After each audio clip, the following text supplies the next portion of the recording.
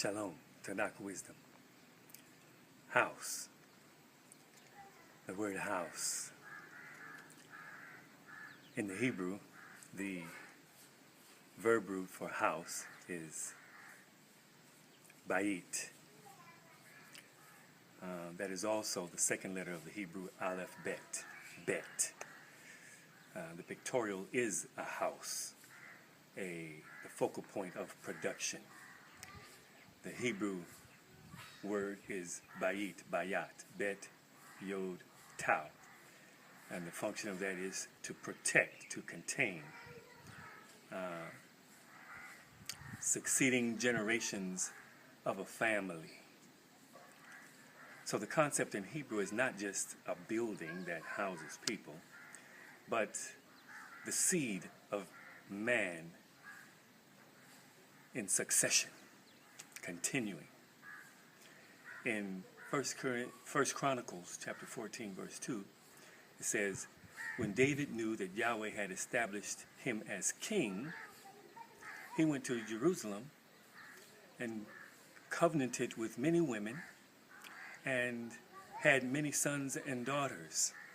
And he went on to defeat the Philistines. And at the end of that chapter in verse 17, it says that Yahweh put the fear of him in all the nations around the earth. In Psalms 127, it says, unless Yahweh builds the house, they labor in vain who build it. And the context is children. A man who has his quiver full of them will be very happy. Yeah? Because it says children are an inheritance, a possession of Yahweh. And the womb of a woman is a compensation, they translate it as a reward, but the Hebrew word is to fill a void. What was that void? To be filled, by which men, in bearing children, can satisfy it. In Psalm 128, it says, a woman of you, man, Gibor, will be like a fruitful vine, and the children like olive plants around your table. House. Protecting house. One last one.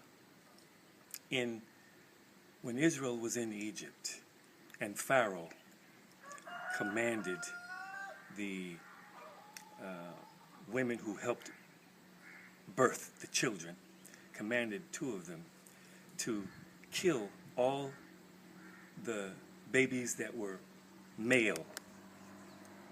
They wouldn't do it. They feared Yahweh more than Pharaoh.